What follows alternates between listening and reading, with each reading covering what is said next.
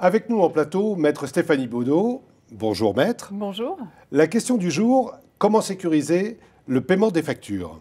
Alors, la première des règles, déjà, c'est d'avoir un engagement écrit qui détermine précisément les prestations qui sont prévues et le prix qui va en face.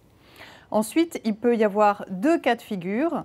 Soit l'entreprise, elle travaille en direct pour un maître de l'ouvrage, soit l'entreprise, elle intervient en sous-traitance d'une autre entreprise générale qui, elle, a un lien avec le maître de l'ouvrage. Et là, on a des règles spécifiques qui s'appliqueront.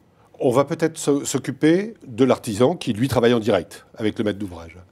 Alors, si on parle de l'artisan qui travaille en direct avec le maître de l'ouvrage, encore une fois, la règle de l'engagement écrit qui détermine précisément les prestations prévues et le prix convenu.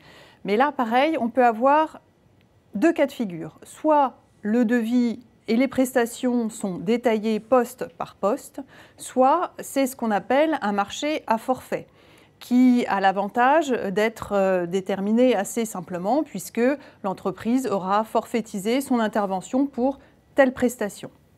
Donc, sur un forfait, on est d'accord sur ce forfait, on n'en bouge pas, à l'artisan de faire en sorte que la bonne fin des travaux soit faite dans le budget qu'il avait prévu au départ. C'est toute la difficulté du marché à forfait, effectivement, c'est-à-dire que si jamais il y a une augmentation du prix des matériaux ou si l'artisan se rend compte en cours de chantier qu'il va devoir faire des travaux supplémentaires pour justement arriver à sa prestation, il ne pourra pas demander d'augmentation du prix, sauf accord du maître de l'ouvrage.